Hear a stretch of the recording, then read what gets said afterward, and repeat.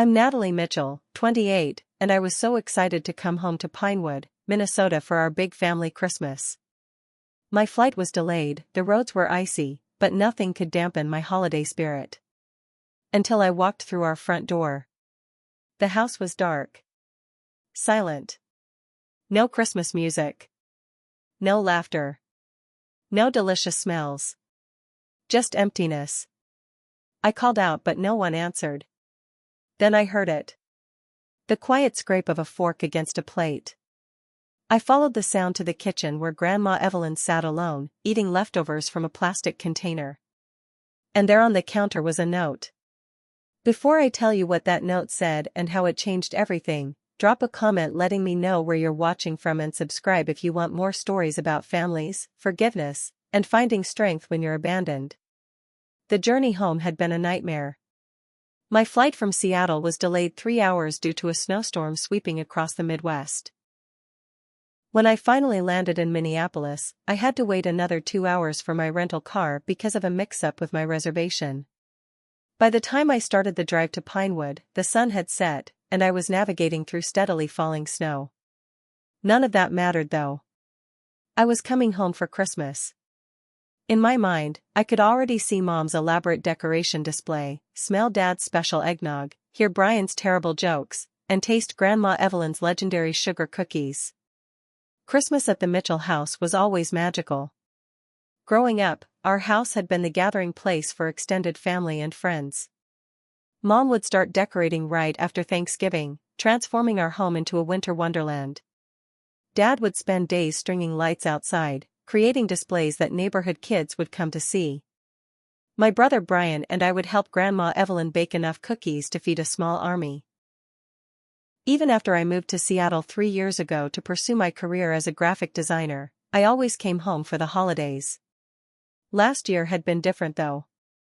The tension around my father's decision to sell the family hardware store had erupted into a full-blown argument on Christmas Eve. Brian wanted to take over the business, but Dad insisted it wasn't viable anymore. Mom sided with Dad as usual, and I'd chosen to stay out of it. My life was in Seattle, my career was taking off, and the family business wasn't my concern. At least that's what I told myself as I walked out that night. We'd patched things up over the phone in the months that followed. Or so I thought. As I drove through Pinewood, I noticed most houses were decorated with Christmas lights, inflatable Santas, and festive wreaths. When I turned onto Maple Street, something felt off. Our house, normally the brightest on the block, was dark except for a faint glow from the kitchen window. I pulled into the driveway and checked my phone. No new messages from Mom, Dad, or Brian. I'd texted them all when I landed, letting them know I was on my way. That's weird, I muttered, grabbing my suitcase from the trunk. Maybe they ran out to pick up last-minute groceries? But why would they leave the house dark? I unlocked the front door with my old key and stepped inside. The house was cold, as if the thermostat had been turned down to save energy. Hello? I called, flipping on the entryway light. Mom? Dad? I'm home. No response. No Christmas tree in the living room. No garland on the staircase. No stockings hung by the fireplace. Nothing to suggest it was Christmas Eve. A chill ran through me that had nothing to do with the temperature. Something was wrong. Then I heard it. The quiet scrape of silverware against a plate coming from the kitchen. I followed the sound, my footsteps loud on the hardwood floor. Grandma Evelyn sat alone at the kitchen table, a plastic container of what looked like 3-day-old casserole in front of her. Her silver hair, usually styled for the holidays, lay flat against her head. She wore an old cardigan sweater I recognized from years ago. "Grandma?" I said, dropping my bag. She looked up, startled. For a moment, her blue eyes lit up with recognition and love. Then something else flickered there. Discomfort? Shame? "Natalie, sweetie. You're here." She pushed away from the table and stood, suddenly appearing smaller and frilier than I remembered. She spread her arms for a hug but didn't move toward me. I crossed the kitchen and embraced her, noticing how thin she felt through her sweater. "Grandma, where is everyone? Why are you alone? Where's all the Christmas stuff?" "Oh," she said, patting my back before pulling away. "You didn't talk to your mother?" "No. I texted everyone, but no one answered." "What's going on?" Grandma Evelyn's eyes darted to the counter where a folded piece of paper sat beside the coffee maker. "They had some plans change." "Plans change?" "It's Christmas Eve, Grandma." "I know, dear. I know." She turned back to the table. "Are you hungry? I could warm up some of this casserole." Mrs. Abernathy from next door brought it over. I ignored the offer and moved toward the note. "What's this?" "Oh, that's just..." Grandma tried to intercept me, but I reached it first. I unfolded the note, immediately recognizing my mother's handwriting. "Can't do Christmas this year. Dad's gone to Jim's.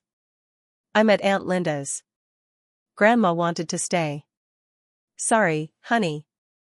Call me." I read it twice, certain I'd missed something. How could they just cancel Christmas? And leave this vague note like it explained everything? "Grandma, what happened? What does this mean?" Grandma Evelyn sighed deeply, her shoulders sagging. "Why don't you sit down, Natalie? I'll make us some tea." The note trembled in my hand as I sank into a kitchen chair. "I don't understand, Grandma. What's going on?" Grandma Evelyn filled the kettle and set it on the stove with practiced movements that couldn't hide the tension in her shoulders. "Your parents are going through a rough patch, that's all." "Rough enough to cancel Christmas? To not even call and tell me?" My voice rose with each question. "And why are you here alone? They just left you?" "I chose to stay," she said firmly, turning to face me. "Someone needed to be here when you arrived." The kettle hadn't even begun to warm, but Grandma busied herself getting mugs and tea bags, avoiding my eyes. My mind flashed back to last Christmas. We'd all been sitting in the living room, opening presents, when Dad announced he had an offer to sell the hardware store. It had been in our family for 3 generations, started by Grandpa Mitchell after World War II. "It's a good offer, more than fair," Dad had said. "The place is barely breaking even these days with the big box store on the highway." Brian had exploded. "You can't sell." "I told you I want to take it over." "To do what, Brian? Lose money? The place is dying." Mom had sided with Dad, as usual. "Brian, honey, you could do so much more with your life than tie yourself to that old store." I'd stayed quiet, sipping my eggnog, trying to tune out the argument. It wasn't my problem. I had my life in Seattle, my career was taking off, and I'd left Pinewood behind. Brian had turned on me next. "Of course Natalie doesn't care." She got out. She abandoned the family business to go be a fancy artist in Seattle. "Graphic designer," I'd corrected automatically, which only made things worse. The argument had escalated until I'd finally stood up, announced I was going for a walk, and left. By the time I returned, everyone had retreated to separate rooms, Christmas effectively ruined. We'd made awkward apologies the next day. Dad didn't mention the store again, and I flew back to Seattle telling myself everything was fine. We talked on the phone occasionally, kept up with each other's lives through Mom's group texts, but the tension never fully dissipated. Now, sitting in the cold kitchen, I realized how naive I'd been. "Grandma, what really happened after I left last year?" Grandma Evelyn placed a mug of tea in front of me and sat down with her own. "Things got worse," she admitted. "Your father's been depressed. The store has been losing money for years, more than he let on. He finally sold it 3 months ago, for much less than he'd hoped." "Why didn't anyone tell me?" "You were busy with your career, dear. Everyone was proud of you, doing so well." The guilt hit me like a physical blow. I'd been so wrapped up in my own life, posting about my successes on social media while my family was falling apart. "Where's Brian now?" Grandma's eyes grew sad. "He's been sleeping in the office at the store." He won't leave, even though the new owners take possession after New Year's. And Mom and Dad? They separated? Grandma nodded slowly. Your father moved in with Uncle Jim about a month ago. Your mother stayed here until last week, then went to Aunt Linda's. She said she couldn't bear to do Christmas this year, not with everything. She trailed off, taking a sip of her tea. I pulled out my phone and tried calling Mom. Straight to voicemail. Same with Dad. Brian's phone rang but he didn't pick up. They'll come around, Grandma said, patting my hand. Families go through hard times. But the casual way she said it didn't match the sadness in her eyes. Well, we're still having Christmas, I announced, standing up suddenly. You and me, Grandma. And I'm going to try to get Brian here too. Natalie, it's Christmas Eve. The stores will be closed. Not all of them. And we don't need much. Just enough to make it feel like Christmas. An hour later, I was navigating the nearly empty aisles of the only grocery store still open in Pinewood. My cart contained a small ham, potatoes, green beans, and ingredients for a simplified version of Grandma's sugar cookies. It wasn't our usual feast, but it would have to do. As I turned down the baking aisle, I nearly collided with another cart. Natalie? Natalie Mitchell? I looked up to see Jason Reynolds, who'd been 2 years ahead of me in high school. He looked essentially the same, tall, sandy-haired, with a friendly smile. Jason, hi, I said, forcing a smile. Last-minute shopping too? Yeah, my mom forgot cranberry sauce, if you can believe it. He glanced at my cart. Big plans? Just the usual family Christmas, I lied, not wanting to explain that my family had imploded. How's your family? Good, good. Everyone's at the house. Your brother still running the hardware store? The innocent question hit me like a punch to the gut.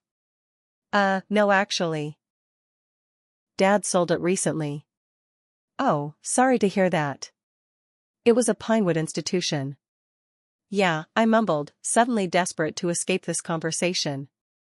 Well, I should get going. Merry Christmas. I hurried away before he could ask more questions. By the time I paid and drove home, my temporary burst of Christmas spirit had faded considerably. I found Grandma Evelyn asleep on the couch, an old photo album open on her lap. Setting the groceries in the kitchen, I returned to gently remove the album, but curiosity made me pause. It was open to photos from Christmas when I was about 10 and Brian 13. We were all smiling, decorating the tree together. Dad had his arm around Mom's waist. They looked happy. I carefully took the album and began to flip through it, tracing the history of our family Christmases. As I turned a page, an envelope slipped out and fell to the floor. I picked it up and saw it was addressed to Mom and Dad's handwriting. The seal was broken. I knew I shouldn't read it. It was private, between my parents. But something about being abandoned on Christmas Eve without explanation broke down my usual boundaries. I carefully removed the letter. The letter was dated just 2 months ago, written on Dad's business stationery from the hardware store. Sarah, it began.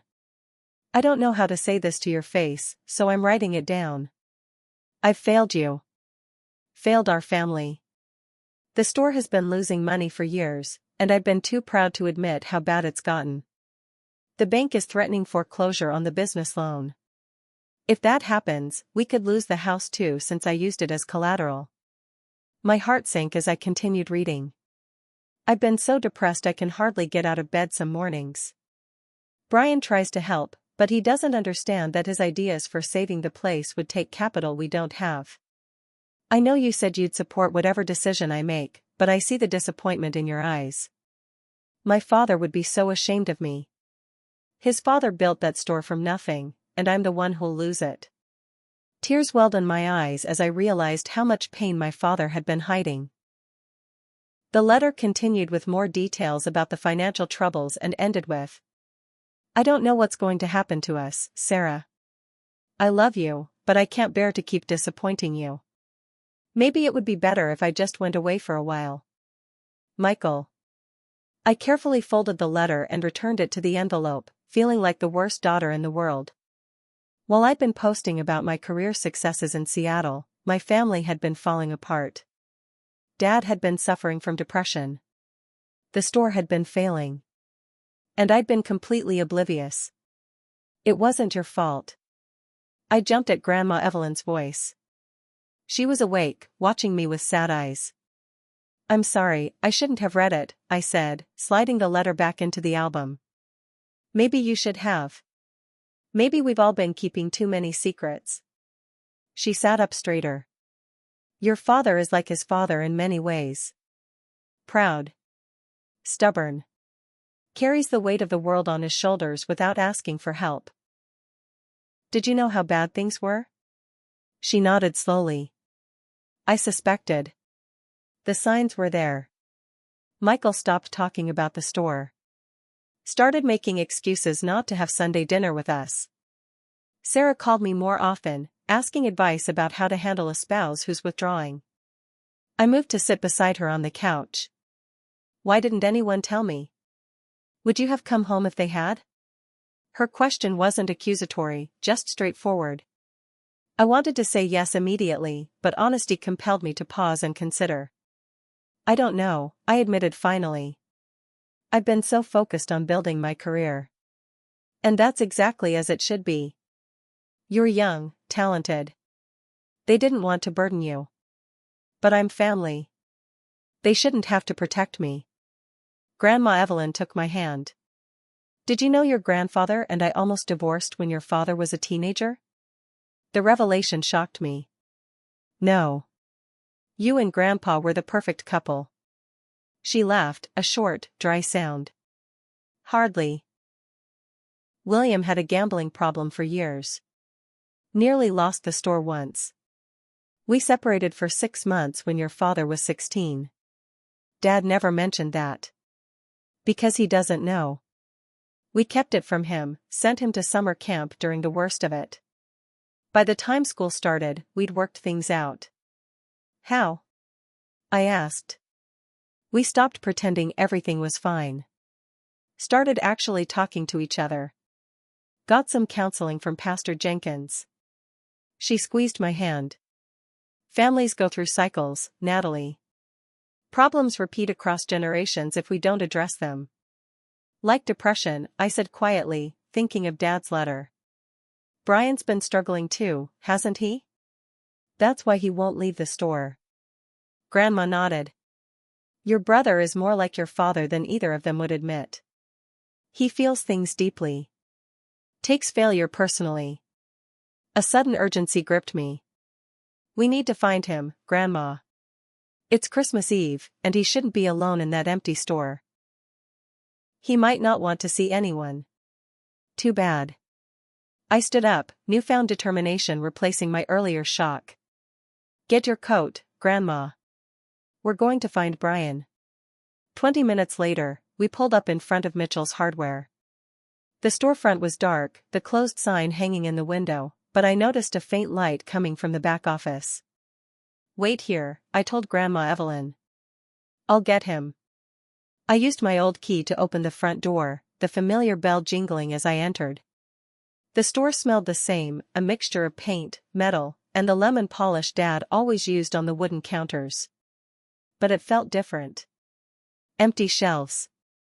Bare walls where merchandise had been removed. A going out of business sign lay on the counter.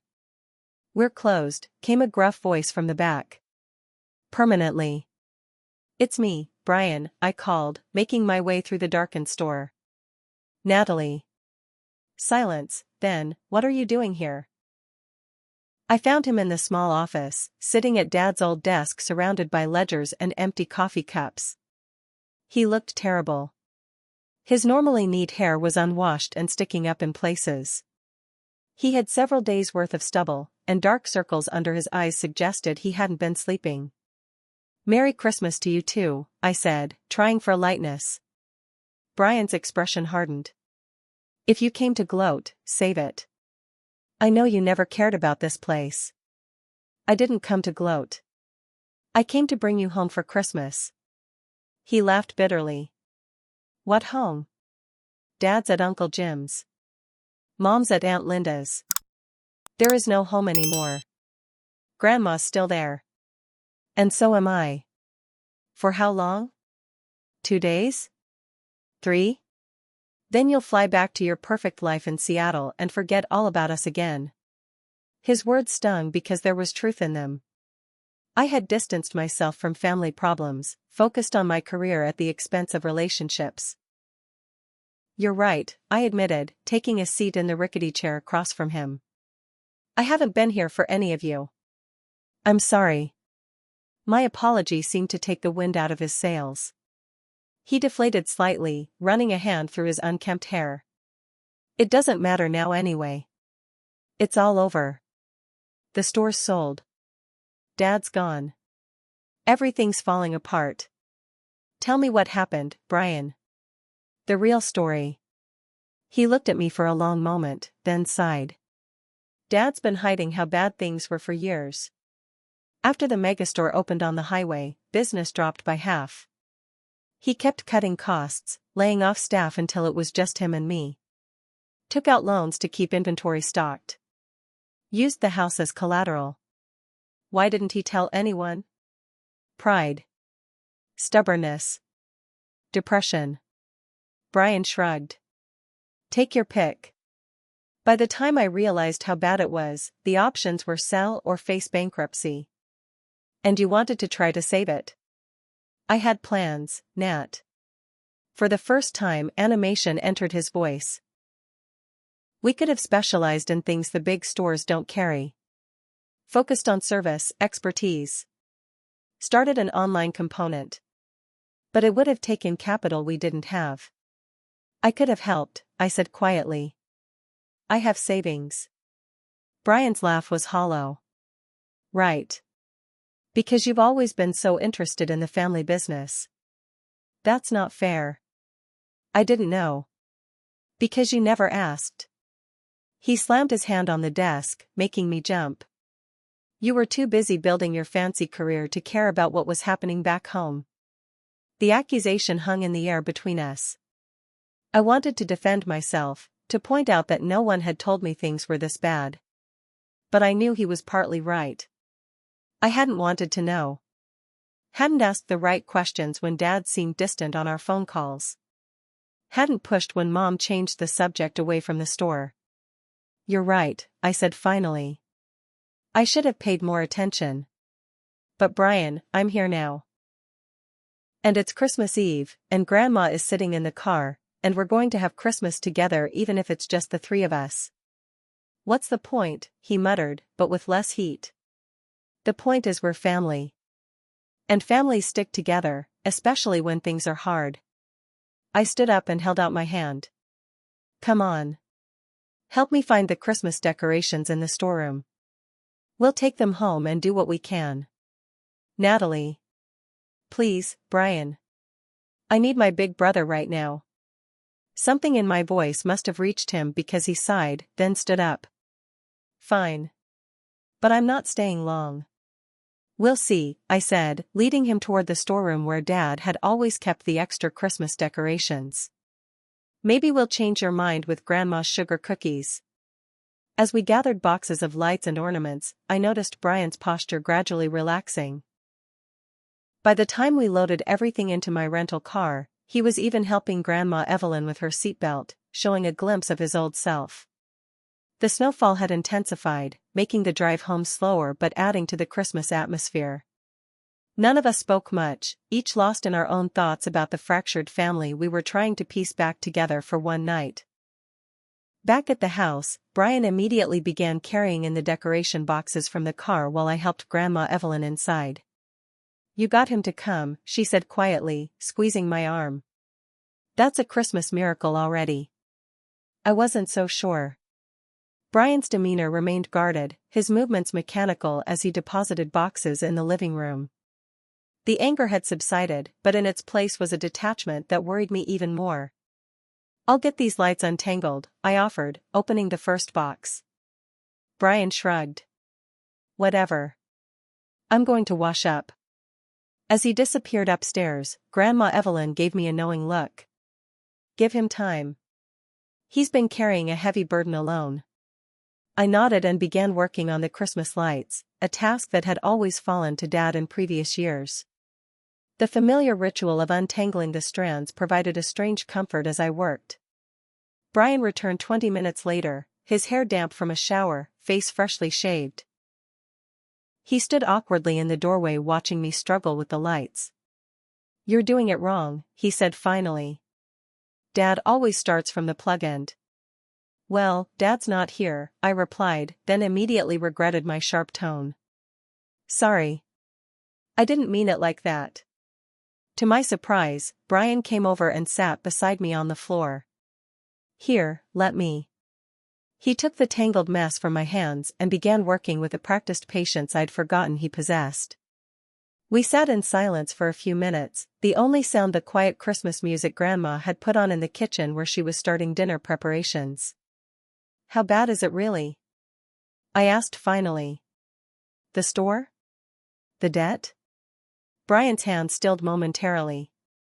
"Bad. Dad sold for less than half what the business was worth 10 years ago, and it's barely enough to cover the loans. And the house? He managed to keep it, but just barely. They'll need to downsize soon. What about you? What will you do after the new owners take over?" He shrugged. "Don't know. Maybe leave Pinewood. There's nothing for me here anymore." "You could come to Seattle," I suggested. "I know some people in marketing who might." "I don't need your charity, Natalie," he cut me off. "I don't need you to swoop in and save me. It's not charity, it's family. That's what we do, help each other." "Really? Is that what you've been doing these past 3 years? Helping the family?"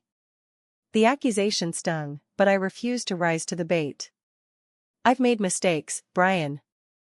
I should have stayed more connected. But you could have reached out too. Told me things were bad. Would you have come back?" It was the second time in one night I'd been asked that question, and I still didn't have a good answer. "I don't know. But I'm here now." "For how long? 2 days? 3? Then back to your perfect life?" "My life isn't perfect, Brian. It's just different. I've worked hard for my career. And I worked hard for the store." His voice rose suddenly. "I put everything into trying to save it. Everything. While Dad gave up, while Mom enabled him, while you were off living your dream life, I was here trying to hold it all together." The pain and resentment in his voice broke my heart. I'd had no idea how much he'd been struggling, how abandoned he must have felt. "I have savings," I said quietly. "Quite a bit actually. I could invest in a new business venture. Something you could run." Brian's laugh was harsh. "Right. So you can bail me out? Be the successful sister helping her loser brother?" "That's not what I don't need your money, Natalie. I need." He trailed off, his expression suddenly vulnerable. "What? What do you need?" "I needed my family to believe in me," he said softly. "I needed Dad to give me a chance to save the store. I needed Mom to stand up for me instead of always siding with him. I needed you to care about what happens to the family legacy." The raw honesty in his words hit me hard. He was right. We'd all failed him in different ways. "I'm sorry," I whispered, reaching out to touch his arm. "I really am." Something broke in Brian then. His shoulders slumped, and to my shock, tears filled his eyes. In all our years growing up, I'd rarely seen my stoic older brother cry. "It's all gone," he said, his voice breaking. "Everything Grandpa built. Everything Dad worked for. All those years watching Dad at the store, learning from him, thinking someday it would be mine. It's just gone." I moved closer and put my arm around his shoulders. Instead of pulling away as I expected, he leaned into me, reminding me of when we were children and he'd comfort me after a nightmare. "We'll figure something out," I promised, though I had no idea what that might be. "Together." We sat like that for several minutes, the Christmas lights forgotten between us. When Brian finally straightened, wiping his eyes with the back of his hand, something had shifted between us. A wall had come down. "We should probably get these lights on the tree," he said gruffly. "What tree? We don't have one." A small smile, the first I'd seen since arriving, tugged at his lips. "Check the back porch." I grabbed a small one from the lot behind the store before we left. The owner was giving them away. Sure enough, a small but perfectly shaped pine tree stood on the back porch, dusted with fresh snow. Together we brought it inside and set it up in the stand, the familiar scent of pine filling the living room. As we worked on decorating the tree, Grandma Evelyn joined us, bringing mugs of hot chocolate. The three of us fell into a rhythm, hanging ornaments, stringing lights, sharing memories attached to each decoration. "Remember this one?" Grandma held up a crudely made salt dough star. "Brian, you made this in 2nd grade. And Dad hung it right in front every year," I added. "Even though it was lopsided." "It's not lopsided," Brian protested, but he was smiling. "It's artistic." For a moment, it felt almost normal. Almost like Christmas. But the absence of our parents hung over the room like a shadow. "I need to call Mom," I said suddenly. "She should be here." Brian's smile faded. "She made her choice. Maybe she feels she doesn't have a choice. Maybe she's hurting too." I stepped into the kitchen and dialed Mom's number. This time, she answered on the 3rd ring. "Natalie? Are you at the house? I'm so sorry about the note. I just couldn't." Her voice sounded small, fragile. Nothing like the strong mother I remembered. "Mom, it's okay. I understand things are hard right now. But it's Christmas Eve, and we're decorating the tree, me, Brian, and Grandma. You should be here." A long pause, then, "Brian's there? At the house?" "Yes. We went and got him from the store." "How is he?" "Hurting. Like all of us. But we're trying to have Christmas anyway. Please come, Mom." Another pause. "I don't know if I can face it. The house, the memories. Your father." "Just for tonight," I pleaded. "We need to be together, especially now." "Let me think about it," she said finally. "I'll call you back." It wasn't the answer I'd hoped for, but it wasn't a no. I tried Dad next, but the call went straight to voicemail. "Dad, it's Natalie. I'm at the house with Brian and Grandma. We're having Christmas, no matter what. I read your letter to Mom. I understand things have been really hard. But please don't stay away. We need you. I love you." I ended the call and returned to the living room to find Brian showing Grandma Evelyn something on his phone. "Dad's not answering," I reported. Brian's expression darkened. "I'm worried about him. He's been saying some things lately that—" "What kind of things?" I asked, alarmed by his tone. "Just, that everyone would be better off without him. That he's ruined everything." The implication sent a chill through me. "Brian, you don't think he'd—" "I don't know. But maybe I should go check Uncle Jim's place, make sure he's okay." I nodded immediately. "Yes, go. Grandma and I will keep working on Christmas here." As Brian grabbed his coat, I hugged him tightly. "Be careful driving. And Brian? Thank you for coming home." After he left, Grandma Evelyn and I moved to the kitchen to start preparing what Christmas dinner we could with my limited grocery haul. "Do you think they'll come?" I asked as I peeled potatoes. "Mom and Dad?" Grandma sighed as she checked the ham in the oven. "I don't know, dear. The holidays put so much pressure on people. Sometimes it breaks those who are already fragile. I had no idea things were so bad. We get good at hiding our troubles, don't we? Your grandfather used to say people are like icebergs, we only show 10% of ourselves to the world." As we worked side by side, Grandma began teaching me the family recipes I'd never bothered to learn. The precise amount of nutmeg in the sugar cookies. The secret to her perfect mashed potatoes. How to make gravy without lumps. I should have learned these years ago, I admitted as I rolled out cookie dough.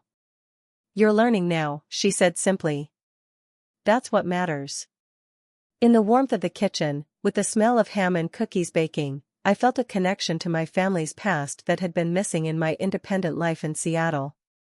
This house, these recipes, the traditions we shared, they were part of me, whether I acknowledged them or not.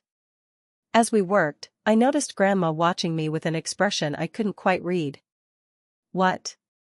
I asked, checking my face for flour. You remind me of myself at your age, she said. Independent. Ambitious. I wanted to be a nurse, did you know that? Had a scholarship to nursing school and everything. No, I didn't know. What happened? Life happened. I met your grandfather. Got married. Had your father. The nursing dream got put aside. She smiled at my worried expression. Don't look so horrified. I don't regret my choices. I had a good life, a family I adore. But sometimes I wonder about that other path. It's not too late, I suggested. People go back to school all the time now. She laughed. At 78? No, my dear.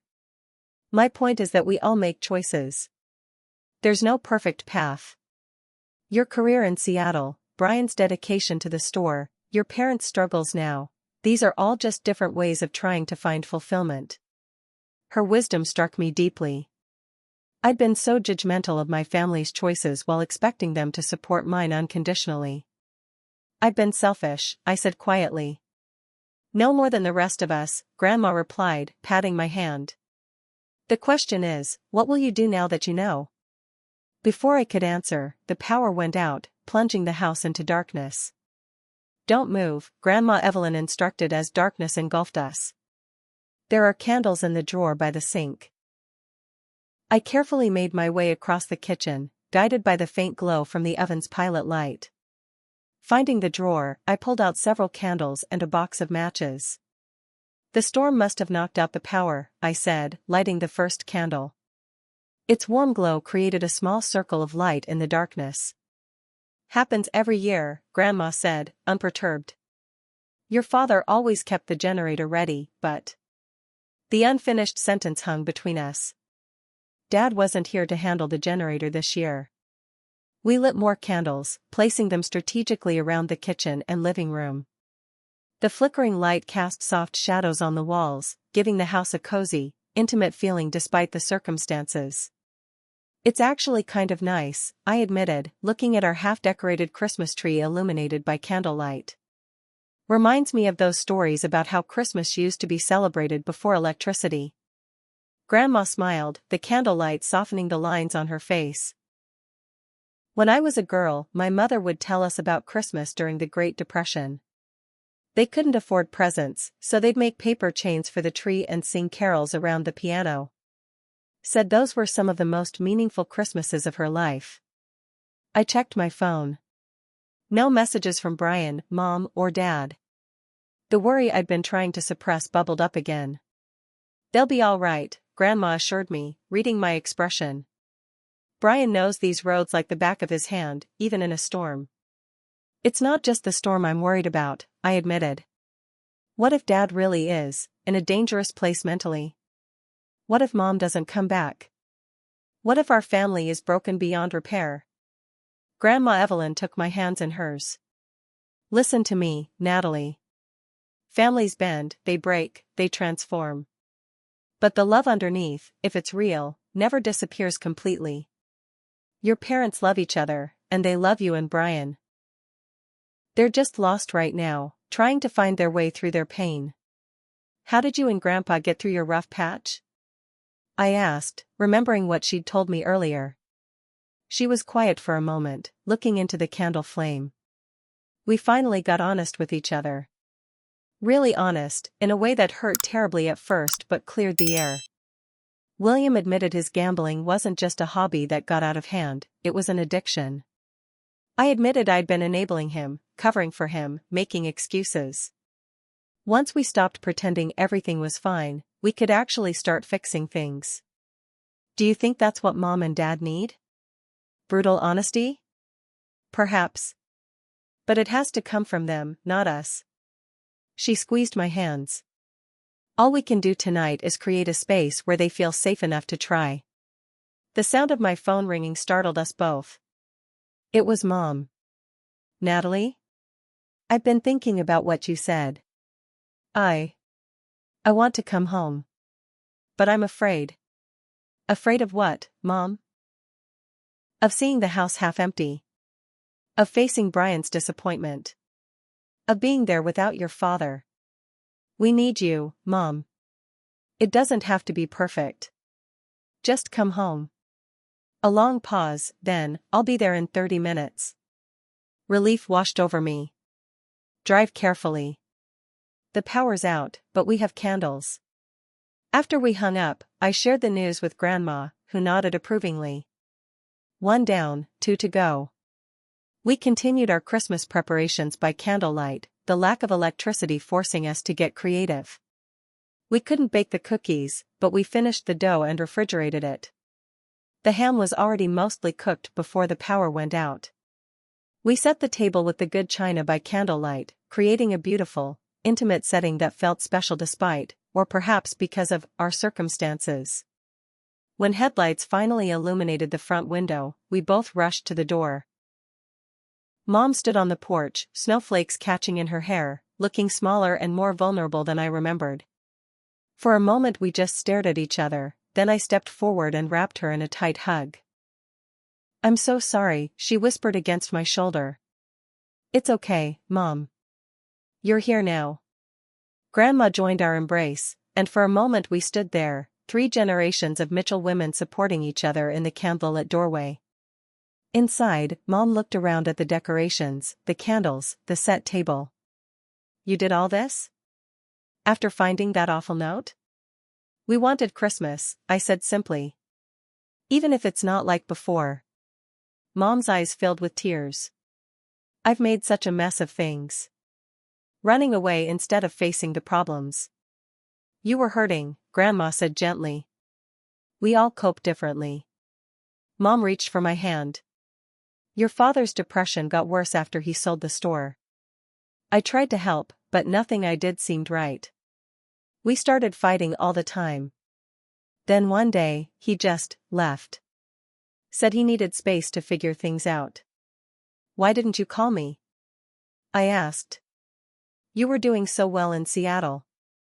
We didn't want to burden you with our problems. She looked down. And I was ashamed. Ashamed that I couldn't help him, couldn't hold our family together.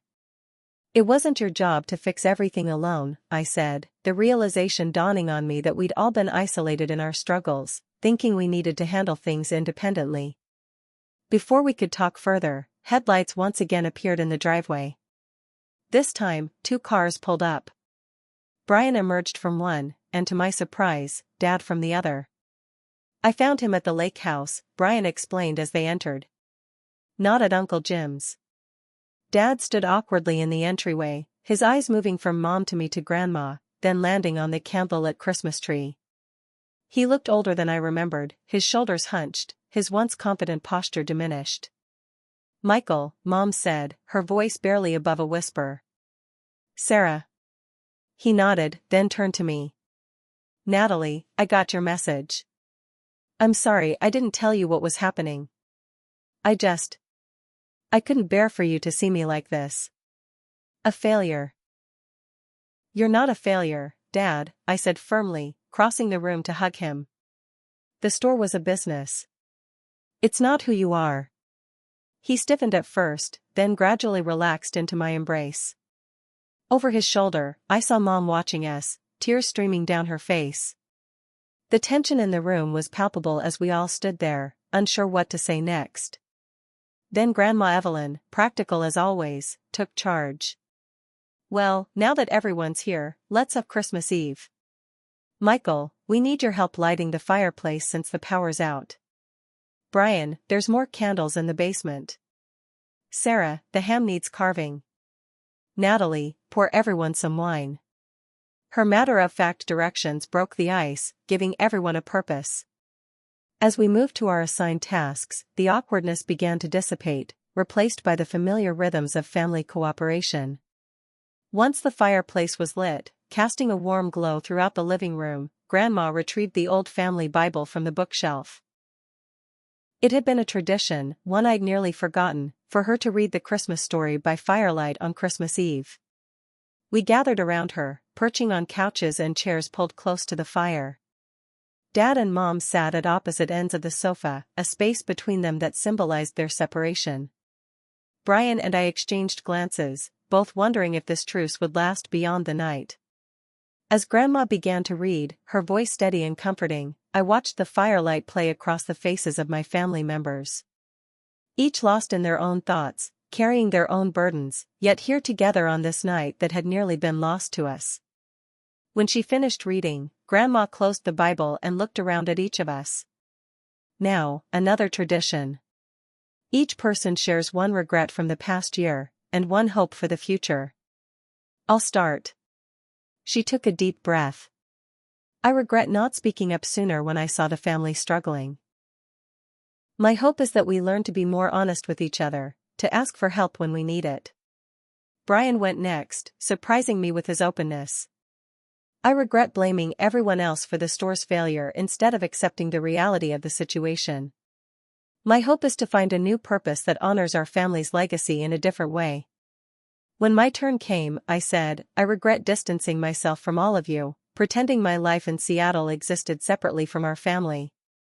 My hope is to stay connected, wherever I live, and to support each of you better. Mom's voice trembled as she spoke. I regret not being strong enough when you all needed me. My hope is to find my own strength again, not just as Michael's wife or Brian and Natalie's mother, but as myself. Finally, it was Dad's turn. He stared into the fire for a long moment before speaking. I regret letting pride keep me from admitting I needed help until it was too late. My hope. He paused, his voice breaking. My hope is that it's not too late for forgiveness. From all of you. Especially you, Sarah. Mom's eyes met his across the space between them. Something passed between them, not forgiveness exactly, not yet, but an opening, a possibility. One more tradition, Grandma announced, rising from her chair. She disappeared into her bedroom and returned with a small bag. I always keep a few extra gifts, just in case. From the bag she produced small, wrapped packages for each of us. Mine contained a delicate silver bracelet with a small pine tree charm. To remember your roots, Grandma explained as I fastened it around my wrist. Brian received a pocket watch that had belonged to Grandpa. Mom, a handmade scarf Grandma had been knitting secretly for months. Dad, a framed photo of the four of us, him, Mom, Brian, and me, standing proudly in front of the store many years ago. The store may be gone, Grandma said as Dad stared at the photo, but what it gave us remains. The work ethic, the sense of community, the Mitchell family spirit. As midnight approached, Grandma produced her special eggnog, just enough bourbon to warm the soul, and we toasted to Christmas, to family, and to new beginnings. The power returned just as we clinked glasses, the Christmas tree lights suddenly illuminating, making us all laugh at the timing. It felt, in that moment, like a sign. Later, as we sang carols around the old piano, I heard something I hadn't heard in over a year, my father's laugh. It was brief, just a chuckle really, at something Brian said. But it was genuine, and it gave me hope. As the night wore on, we all settled in the living room, reluctant to separate into bedrooms. Like when Brian and I were children, we pulled blankets and pillows to the floor near the Christmas tree. One by one, my family members drifted off to sleep, exhausted by the emotional day. I stayed awake a bit longer, watching the rise and fall of their breathing in the glow of the Christmas lights. We were broken, yes. But we were broken together. And somehow, that made all the difference. I awoke to the sound of gentle tapping, snowflakes against the window, carried by a morning breeze. Sunlight streamed through the gaps in the curtains, casting a golden glow across the living room where my family still slept. Dad was in his old recliner, head tilted at an angle that would surely give him a stiff neck. Mom had curled up on the sofa, a throw blanket pulled tightly around her shoulders. Brian lay sprawled on the floor beside me, one arm flung over his eyes to block the light. Grandma Evelyn was already absent, and the faint sounds and smells coming from the kitchen told me where she'd gone. For a moment, I just watched them, these people I loved who had been through so much. In sleep, the worry lines on Dad's forehead smoothed out. Mom's face looked peaceful for the first time since her arrival. Brian seemed younger, more like the brother I remembered from childhood. I carefully extricated myself from my blanket nest and padded to the kitchen, where Grandma was mixing pancake batter. "Merry Christmas," she said softly, smiling over her shoulder. "Merry Christmas, Grandma." I moved to her side and kissed her cheek. "Need help? You could start the coffee." "They'll all need it, I suspect." As we worked together in the morning quiet, I felt a contentment I hadn't expected to find this Christmas. Last night had been raw, emotional, at times uncomfortable, but also real in a way our polished family Christmases of the past had not been. "Do you think they'll be okay?" I asked, nodding toward the living room where the rest of the family slept. "Mom and Dad, I mean." Grandma considered the question as she flipped a pancake. "I don't know. Marriages can survive many things, but both people have to want to do the work. What I do know is that whatever happens between them, we'll all be okay eventually." The others began to stir as the aroma of coffee and pancakes filled the house. Brian appeared first, hair sticking up at odd angles, eyes still heavy with sleep. "Coffee," he mumbled, making a beeline for the pot. Mom and Dad followed shortly after, both looking slightly embarrassed to have been caught sleeping in the living room like children. They moved around each other carefully, the tentative truce of last night still holding but fragile. We ate breakfast around the kitchen table, conversation focusing on safe topics, the continuing snowfall, predictions about when the plows would come through, memories of Christmas mornings from years past. No one wanted to break the delicate peace by mentioning the store, the separation, the uncertain future. After breakfast, we gathered around the tree to open the few presents there were. Most had been hastily wrapped the night before. Books from Mom's collection, a scarf of Grandma's I'd always admired, a set of artisanal coffee beans Brian had received as a gift but knew I'd appreciate more. Dad had nothing to give except a sheepish apology, which somehow meant more than any purchased present could have. As the morning progressed, the inevitable discussion of our family's future could no longer be avoided. Dad cleared his throat as we sat with our second cups of coffee. "I think we need to talk about what happens next," he said, his voice steady despite the anxiety evident in his eyes. "With the house, with everything." A heavy silence fell over the room. This was the conversation everyone had been dreading. "I've been avoiding the reality," Dad continued. "The truth is, we can't afford to keep this house anymore. Not with the store gone and my current income." Mom nodded, her expression sad but resigned. "I've been thinking the same thing. It's too much house for us now anyway, with the kids gone."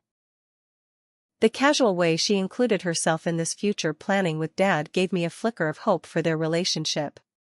"What are you thinking of doing?" Brian asked. "Selling, eventually. Looking for something smaller." Dad glanced at Mom. "That is, if we decide to stay together," Mom finished for him. The directness of her statement made everyone shift uncomfortably, but there was something refreshing about the honesty. "And the store?" I asked. "What happens with that after the new owners take over?" Dad's face clouded. "It won't be Mitchell's Hardware anymore. They're turning it into some kind of boutique shop. Artisanal goods or something." Brian looked down at his coffee cup, his knuckles white where he gripped the handle. "Actually," I said, an idea that had been forming since last night finally solidifying, "I've been thinking about that. About the Mitchell legacy." All eyes turned to me. What if we didn't let Mitchell's die completely? What if we reimagined it instead? I pulled out my iPad and opened a rough sketch I'd made while everyone else was still sleeping. The building may be sold, but the name, the reputation, the knowledge, that's still ours. I turned the screen so everyone could see. On it was a logo design, recognizably evolved from the old Mitchell's hardware sign, but with a modern twist. Below it, the words, Mitchell and Family, Building Expertise Online. I'm listening, Brian said cautiously. The future of retail is online. But what's missing from most online shopping is expertise, the kind Dad and Grandpa built their reputation on. What if we created a website that combined an online store with how-to guides, video tutorials, project planning tools? Brian knows hardware inside and out. Dad has decades of experience helping people solve building problems. I have the design and digital marketing skills. I looked around the table. We could start small, from home. Low overhead, minimal risk. Building on the Mitchell name but in a new way. Brian leaned forward, interest sparking in his eyes for the first time in 24 hours. We could specialize in the vintage hardware pieces and tools that the big box stores don't carry. I've got connections with suppliers from the store. Dad looked skeptical. Online? I don't know the first thing about computers. You don't need to, I assured him. Your part would be the knowledge, recording videos explaining how to tackle common home repairs, writing guides, maybe even consulting calls with customers who need expert advice. As I outlined the idea further, I could see everyone beginning to engage. Mom suggested adding a blog with home improvement stories. Grandma thought we should include her collection of household fix-it wisdom passed down through generations. For over an hour, we brainstormed together, the conversation becoming increasingly animated. Problems were raised. Startup costs, time commitment, dividing responsibilities, but for each problem, someone offered a solution. I can invest my savings as seed money, I said. And work remotely from Seattle until we see if it's viable. I could convert the garage into a small warehouse for inventory, Brian suggested. Live at home for a while to save costs. Dad, who had been quietly listening to our escalating plans, finally spoke up. You kids would really want to do this? Take on a family business after seeing what happened to the last one? It wouldn't be the same, Brian said thoughtfully.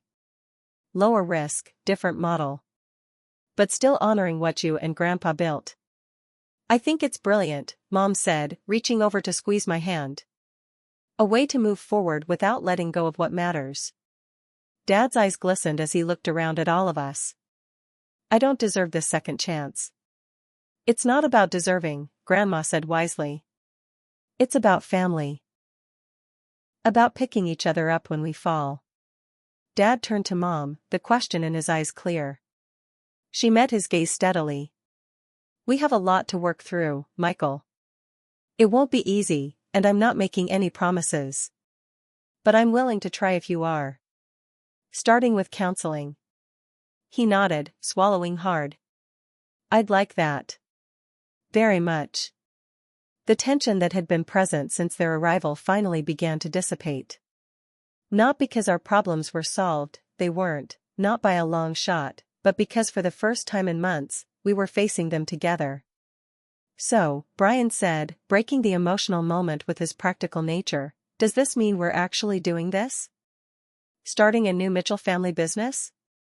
I looked around at their faces, hopeful, cautious, but engaged. I think it does. New traditions alongside the old ones. Speaking of traditions, Grandma interjected, isn't it about time we called the extended family? Let them know we're all here together? Mom grimaced slightly. I'm not sure I'm ready to explain everything to my sister yet. You don't have to explain anything, I assured her. Just let them know we're having Christmas together. As Mom made the first call to Aunt Linda, I pulled Brian aside. Are you really okay with this plan? I don't want to steamroll you with my ideas. He considered for a moment. It's not what I imagined for my life. But neither was watching the store fail. He shrugged. Maybe it's time for something new. And it would be kind of nice, working together again. Even with your annoying little sister? I teased. Especially with my annoying little sister, he replied, giving me a gentle nudge. Someone has to keep your fancy design ideas practical. By early afternoon, our modest Christmas had expanded. Uncle Jim and Aunt Linda both decided to visit, bringing dishes to contribute to our improvised Christmas dinner. Cousins called with well wishes. A neighbor stopped by with cookies, commenting on how nice it was to see lights in our windows again. As the house filled with extended family, food, and conversation, I watched my parents. They weren't holding hands or showing overt affection, but they were talking, really talking, in the corner of the living room, their expressions serious but engaged. It wasn't a miraculous reconciliation, but it was a start. Brian had commandeered my iPad and was sketching product categories for our hypothetical website, his entrepreneurial spirit rekindled with this new direction. Grandma Evelyn moved through the gathering like the family matriarch she was, ensuring everyone had food, mediating potentially tense conversations, keeping the peace with practiced skill. And I realized that the note I'd found just yesterday, "Can't do Christmas this year," had turned out to be wrong. We were doing Christmas. Not the perfect, catalog-worthy Christmas of years past, but something more authentic. A Christmas about facing hard truths, finding forgiveness, and building something new from the broken pieces. As the afternoon light began to fade, someone suggested taking a family photo. We gathered in front of the tree, arranging ourselves awkwardly at first. Dad hesitated, unsure of his place, until Mom reached out and pulled him beside her. Brian stood on Dad's other side, and I next to Mom, with Grandma Evelyn in front of us. "Everyone say Mitchell family Christmas," Uncle Jim called as he prepared to snap the picture. As we spoke the words in unison, I felt a warmth spread through me that had nothing to do with the eggnog or the fireplace. It was the warmth of belonging, of connection, of coming home to something that had been broken but was beginning to mend. The flash went off, capturing the moment, not a perfect family by any means, but a real one, facing our future together. The new year arrived with a sense of purpose I hadn't felt in a long time. I extended my stay in Pinewood by another week, working remotely while helping to lay the groundwork for our new family venture. Dad and I cleared space in the basement, converting it into a rudimentary office where we could begin filming his how-to videos. Brian inventoried the remaining stock from the store, identifying which specialty items we should feature in our online launch. Mom, whose organizational skills had always been the backbone of our family, created spreadsheets to track expenses and potential revenue. Grandma Evelyn appointed herself Chief Morale Officer, keeping us supplied with coffee and her famous oatmeal cookies as we worked, offering wisdom when we hit roadblocks. "Remember when your grandfather wanted to expand the store in '62, she asked Dad one evening when we were debating how quickly to scale up. "He was so eager to grow that he nearly bankrupted us."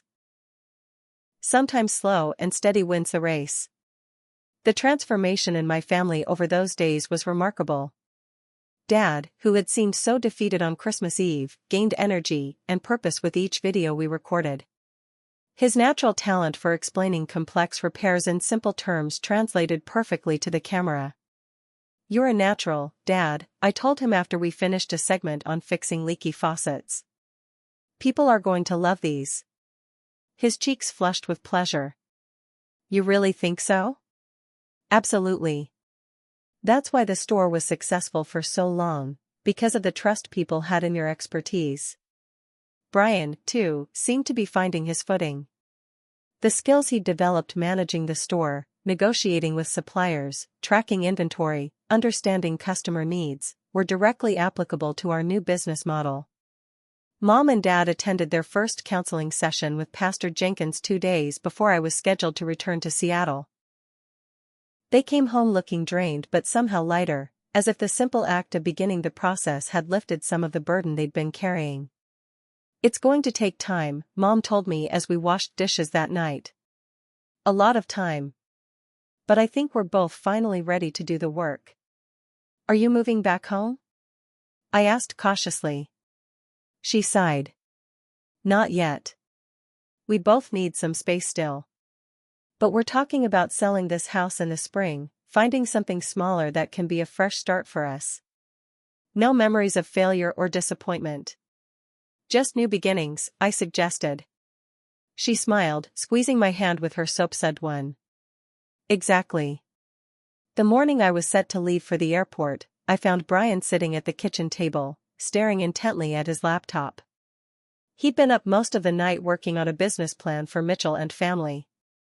You need sleep, big brother, I said, pouring myself coffee. Sleep is for the weak, he replied without looking up.